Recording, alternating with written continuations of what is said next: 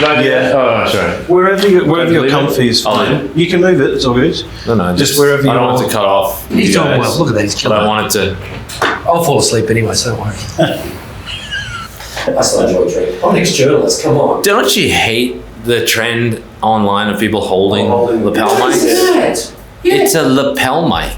Yeah. Not a thing. The word lapel is in the name. You are spot on. Why are they holding it? David. G'day and welcome to a brand new podcast where we talk branding, marketing and the creative chaos in between. No buzzwords, we try to hold back on acronyms and it's definitely a conversation, not a TED talk or anything like that. Honest chats with the people from inside the brands we know. Our guest today is David Fedirchuk, Canadian-born, Australian-based and once an unapologetic Woody Allen fan. Hey, look, it was the 90s, let's move on. He started film school in Montreal, made the leap to working TV and film sets in Sydney, ran a production company and co-wrote and co-produced the comedy series I Rock for the ABC. We start by chucking him in the fire with one question. Which brands have absolutely butchered it lately? Brace yourself, he's got opinions on a brand new podcast. So, Rolling. thanks, David. Thanks for coming to a brand new podcast. We're just jumping straight in. Thank you for having me. And we've known each other for years. We tried to work out how long and we can't work it out. I'm Dan Day. This is Chris Gray. We're the Gurus. And this is a brand new podcast that we're starting out and we're trying to get the most interesting people possible to join us to chat with. And they weren't available. So Exactly. You stole the words right out of their mouth. Yeah, of course. Yeah, we're going down the list. I'm a big fan of your work, and You will I'm sure be. it will be very soon. Yeah, there's lots more to come as well. That's the other. That's right. That's much where we're going with that. This whole time. Is there a best example of like a brand suicide, like one that you can just see they made all the wrong decisions, or from one campaign? I don't know so much about brand suicide, but I mean, I can think of some brands I think that are broken in Australia that I think are just, and I think, look, I should probably go back a little bit. So my background's obviously in film and TV, so I approach everything from a storytelling. So as far as I'm concerned, brand is essentially the reputation and the story. And I'm baffled at how many people ignore that. So in terms of, brand suicide, look, there are some big ones, but I'm also quite, almost a bit obsessed, but very interested in local brands, like small brands, like your local restaurant or your local, deli or whatever. And you see them all the time. They open and they close. And I used to feel kind of bad for them. I'd be like, oh, that's too bad and everything. But now in the world of social media, you just think they did nothing. They did nothing. I didn't know anything about them. And then when you see people who are doing it the right way, you just think, okay, well, that's what you need to do. You need to tell your story. You need to give us an emotional response to your business. Yeah. There's no coincidence that those businesses are the ones that have the queues down the street, and the other one that's constantly being revamped are the ones that we know nothing about, And I think the Australian brands that I see that tell the story really well are like MJ Bale, let's say. Great brand. Yeah, so I think, look, you look at someone like MJ Bale and I almost have there's almost a smell and there's almost a feel, like. I thought it was too good to be Australian. I thought it was American. Yeah, well, there you go. Yeah. I just thought I just couldn't do that. Yeah, and I was doing I was looking around, and I actually wrote a piece a few years ago. There was one of those periods where a whole pile of labels went under, and I actually wrote them down. There was a period there where Jeans West, Yes. Bardot, Yes. Ed Harry, Harris Scarf, and Roger David, and a bunch of others went under. And it was this whole thing about how it's changing customers and people are avoiding Australian businesses and blah blah blah blah blah. That's just a bunch of bullshit. None of those ever made any attempt to get my business. You have to do the work. You can't just say the customers didn't. They blame They blame the customers. It's like you got to work smarter than that. Yeah. So if I see a local business or even one of these sort of, smaller Australian businesses go under, I kind of don't have a lot of sympathy anymore. And I just think one brand that I think really needs to be revamped, and this may be slightly controversial, is Australia. I think so I can compare it to Canada.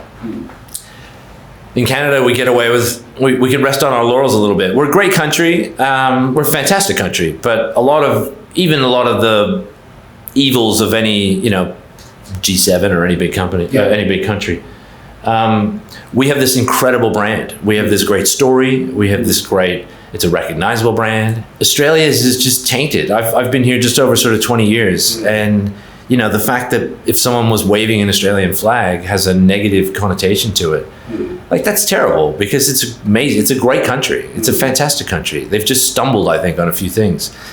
And look, I think if I may be so bold, I think the thing they need to do to start with is the new flag. I mean, Canada launched theirs in the 60s. We got rid of the Union Jack. Ours was like a red flag with a Union Jack up in the corner. And look, there was all kinds, the same thing people are saying now. There was all kinds of opposition. No one could decide. And someone just drew a line in the sand and went, that's it. I think they held a national competition. I think one of them had a beaver on it or something, and others had some trees and other whatever. We have amazing branding, you know, and people have no trouble celebrating that. Yeah. And I think Australia gets a new flag and get a new date for Australia Day. Just be done with it.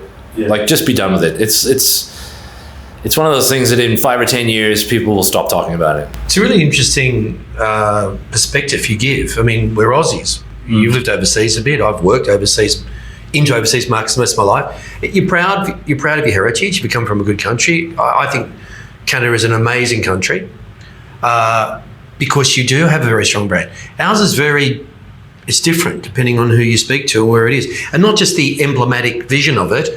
That's hard in itself because people go, are you New Zealand? Are you England? Are you, you know, so there is a confusion to start with and there is no distinct thing that we stand for. But then we've got this British heritage that we sort of hold on to, and then got the whole Aboriginal thing happening as well, Indigenous.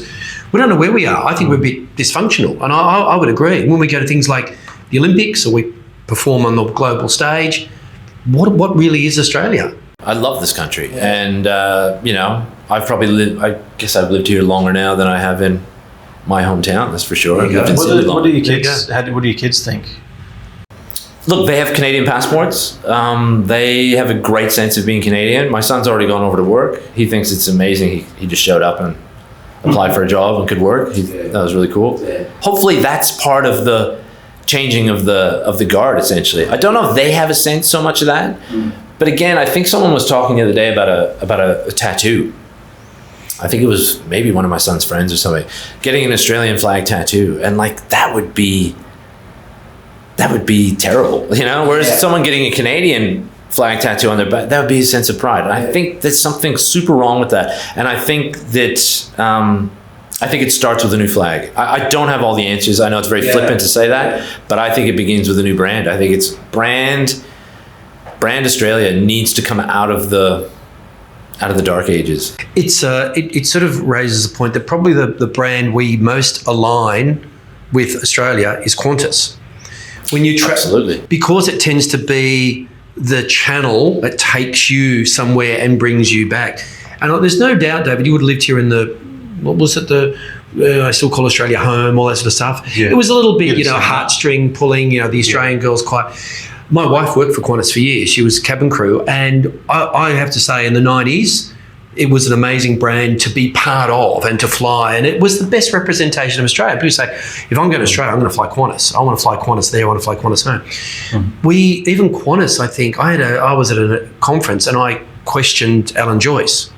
It was the Western. It was all about Qantas had just come off a really bad period. And I got up and said to him, listen, everyone here is flying Virgin. I think John, whatever his name was, had taken over. He'd gone from Qantas, take over Virgin. Virgin became this really strong brand in Australia. I said, you're losing customers. You're not just losing your business customers, you're losing your leisure customers. Well, because we're not aligning with you. What do you stand for now? All they were doing was they were standing for the shareholders. They weren't standing for the customer anymore. I think all brands, particularly retail brands, have to have the customer absolutely in the middle of their world. That is the best execution we've probably got in this country. I don't think. Yeah, I'd agree. I don't know what the national carrier is. I don't even know. There was Canadian Airlines that flies here. You don't need that because you've got the brand of the country. We don't. The best execution is probably Qantas, a national carrier. I agree. And that's what really should be used to promote this country almost. And then we bring it back a little bit into everything else. I think it's a really interesting topic you raise. Wow. Well, I don't want to harp on about it, but I have a huge problem with the way we're greeted when we come to this country. We're treated like we're guilty. we're smugglers, Oh, we're about pirates, customs. not Yeah. just, and then come through that you're supposed to be welcomed to this country. There's plastic plants, and the whole thing at the international airport is like, could we make this a more shit experience for our guests? Like, please, a restaurant down the road here, all the restaurants here in George Street will do it better than we do as representing our own country for our new guests. David and his family come here. How easy would it be to make it great? Oh yeah, no, That's just a start. We should, for sure. I totally agree. Sydney Airport's terrible. Melbourne's not much better. Yeah. Like land in the And all you have to do is land in Changi or Vancouver's got like a biosphere inside, and that's the paradox, is if you ask anyone around the world about Australia, they'll all react warmly. They'll talk about funny and adventurous and good travelers and amazing sense of humor and Larrikin. great filmmakers and there's a lot there. The truth of it is because Australia's never invaded another country. That's the main reason. Outside, like in Europe, that is the joke. And Is that right? Yeah. So, everywhere else in Europe has invaded each other. Yeah. And they've invaded the rest of the world. But Australia, not the way back. So Canada hasn't really, has it? I mean, you get the French coming to you, but that's about it. I suppose. Yeah. But Anyway, I'd like to ask David, what's a brand? So you talked about MJ Bale. Any of the big, if you think big brands, you tend to think insurance companies, utilities. They're the ones that spend the dollars. Apart from maybe a Harvey Norman. Who's doing it well? Do you think MJ Bale's a great example in retail? Any others like Telstra's of the world? Our execution of Optus. Any of those? So we had a client that was one of the big holiday parks, let's say, without naming the name. Yeah. So we get called into this guy's office. He seemed like he was in a bit of trouble. Anyway, it was a good match. We felt like we could really provide this video. He wanted a documentary made of the company. And it was perfect. He had people we could interview. He had archive footage. Like it was actually really ideal when we started. Yeah. And he kept saying to me, I want a 4 corners done on the company. And I was like, if that's the style you want, We can do it. I go, I can give you 4 corners. I go, I know exactly what you want. Yeah. So Rob and I go away and we plan it all. We shoot the footage. We put together the most beautiful holiday park history documentary you've ever seen in your life. Yeah. And we showed it to him, and he calls us in for another meeting. Well, he called me in for another meeting, and he goes, "That's not, I didn't want that at all." Is what the hell have you done? He's like, "This isn't what I wanted at all." And I was like, "Well, I don't understand. What do you mean?" He just starts ripping it apart, and I'm like, okay, well, let's go away. So he hates it. So I don't know what 4 corners he was watching, or whether I never quite understood what that was all about. did it ever get finished? Rob, on the other hand, if you're watching, I do apologize. Rob was a bit more sensitive to criticism. Yeah. Okay. So Rob got very angry about it. Whereas I was like, look, we need to get paid by this guy, and we need to do, he's the customer and he's the client. And so Rob started editing with a bit of aggression. And he starts cutting it up and, handing coffees back. And so I was doing a bit of massage on Rob and a bit of massage on the client, and I was sort of in between.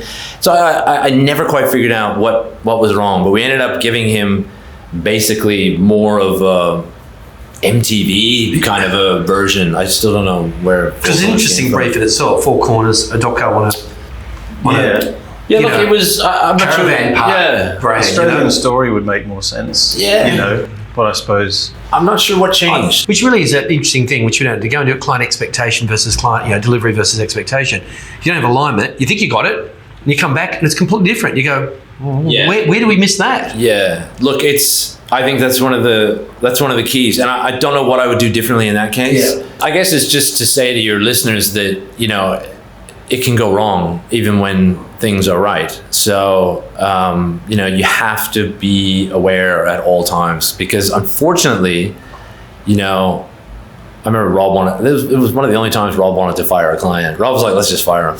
And I was like, no, we need the money. Yes. So I don't know what advice there is there, except that clients can be, you need to be able to read a client very early on whether they have any sense of an aesthetic or of any inspiration behind it, because the danger of putting all that work in, they also don't quite understand that they have to pay for a certain number of changes. Yes. So you need to get that all up front, and you need to try to minimize it. But I guess the example is that sometimes bad shit just happens. I think the tricky part is, like you say, to manage the expectation between what the client really wants and what you can provide, but also the fact that it changes as it goes along. That's the tricky bit I found. It's like if you could do it in a day, you'd probably get sign off on that day.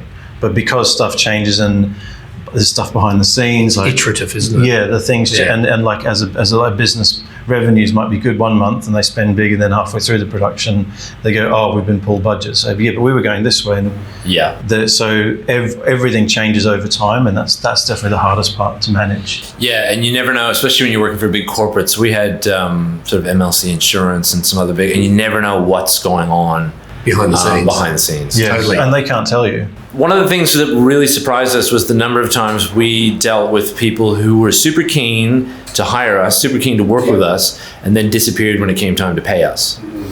And it's almost like when you're having this great relationship with someone, especially a creative relationship, you think, no, like, they wouldn't do that. Like, you know, they've got a nickname for me, and like everything's super cool. But then they disappear, and it's, you know, and how many times, as you would know, how many times can you say, hey, just checking on the invoice? And I think it was Rob who came up with this. Rob had a lot of great ideas. And we made a fictitious email address from a fictitious guy in accounts. I think it was Bruce from accounts. I think. Right. Oh, good name. And Bruce could be hardcore with people. Totally. Bruce could be like, I've had this invoice for 60 days. Let's go. It's time to do it. Rob and Dave need to know. Like, so. I'm sending the letter of demand tomorrow. Otherwise, it was genius. Sign Bruce. It was genius. It worked. I don't know if I copied Rob that idea, but so for IA we had fake IT, a guy called Toby Adobe. And he was German, but lived in Birmingham in England. And he'd always sign off his emails "Ciao," and obviously it was me. But it was the staff were divided whether he was real or fake. And because he did actually genuinely fix all the IT issues by saying switched off and on again, and saying, oh, I'm not in town until next week, and obviously everything gets fixed anyway. But it really works. Saves a fortune on IT costs. Yeah, it was one of our best ideas. Yeah. The other one is you can use a car as a recording studio if you need to record. Yeah, they're always good. Voiceover booth. It's the best. Yeah. It's the best Is it voiceover right? booth. Yeah. The best. The thing that I try to do, I work for a large US commercial property insurance company. And the thing that I think is crucial is you have to humanize the content. So if people are just not going to relate, and they are not going to react emotionally to anything that's coming from some monolith. So we have to find the personalities and the expertise and get it out as much one-to-one as we can. And I think... How do you do it? Without getting into detail of your organisation, but because you are a dry subject. I've worked for FM, which is it's short for Factory Mutual. So they're like a 200-year-old commercial property insurance company out of the US. Yeah. They are a mutual, so they are not a public company. Yeah. So they're probably the biggest global company that no one's heard of. So...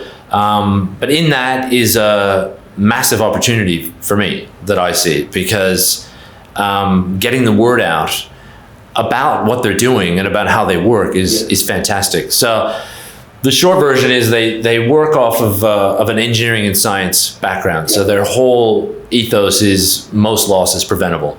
So whereas other insurance companies generally work on probability and actuarial sort of statistics, they work on risk minimization. So essentially the shareholders are the customers. The shareholders are the clients, because that's how a mutual works. And they return profits back to the mutual. So, you know, they don't operate in a traditional way like a NASDAQ listed company or something. So what I've discovered working there is they have the luxury of 5-year plans or 10-year plans. It's not a rolling 3-year plan where someone's trying to exit with their stock, essentially.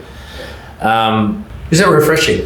It's very refreshing, yeah. And the thing that is the thing that's really good from a content point of view. So I'm what's called a content strategist, but I work in content essentially across APAC. Right. So we have hubs essentially in Sydney, in Seoul, and Singapore. Right. And so the great thing for me is that they have PhDs in climate science, they have engineers, they have all this amazing research that they do, incredible subject matter experts in climate, in natural hazards, in fire, in everything you think of that would be a risk to a commercial property. Yeah. But they just don't express it very well, or they just haven't had the channels to express it very well. So I get to basically promote these great colleagues that I have, these really intelligent colleagues that I have. You know, the way we do content in Korea is very different to the way we do content in Singapore, which is very different to the way we do content here. And again, it's humanizing it. Australians do not want to see US content sort of Australianized. They want Australian voices. They want to know that someone has boots on the ground here. Spot on. Someone who's been in the floodwaters in Queensland, someone who understands the hailstorm of 1999 here, and same thing in Korea, same thing in Singapore, same thing everywhere. So I get to do that. And you've got to rely on good people on the ground to feed you that stuff, because you won't know it all. Yeah, so it's a great job. And great marketing. And it's the purpose of what you do to support the business to get more business. Absolutely. Yeah. Promote the brand, create familiarity. Familiarity breeds trust. Then the trust, as soon as someone's in the decision making or the buying cycle, that they choose us. Yeah. So look, in a perfect world, someone has seen my content for 6, 12, 18 months, and it's a no-brainer to them when it comes time for, you're like, oh, there's commercial property insurance. And hopefully they say there's a local Australian company, or there's a local Korean company. I don't know if I'll get that, but yeah. But look, that's the way it is. So I think you mentioned that a little show that you might have had something to do with helped get that position. Is that right? So I skipped over that. So one of the great, I guess. So when Rob and I went into doing, as much as we love doing videos for, like Road, or we did a corrugated roof company once, which was fantastic. Or big holiday parks. The idea is that we wanted to get our own projects up. Rob knew this guy, Josh Mapleston, who had this idea for a show about a local Sydney indie band that was trying to make it big in the music industry. And everything that they attempted was an absolute fuck up, everything that they did. So that was the idea.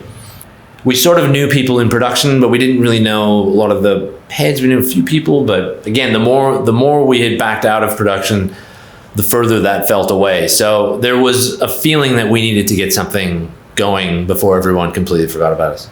I still remember when they commissioned the show and we left the ABC and we were like, we've got to do this now. Like, be careful what you wish for. You're like the dog that caught the car. You had to work out what to do with the dog. Yeah. I can't remember if you sent an email out or something, but you had to shut down Mum Spaghetti. We had to shut down in order. So essentially, you had to stop the business. Talk. You call all the clients. Yeah. Say, got a favour to ask.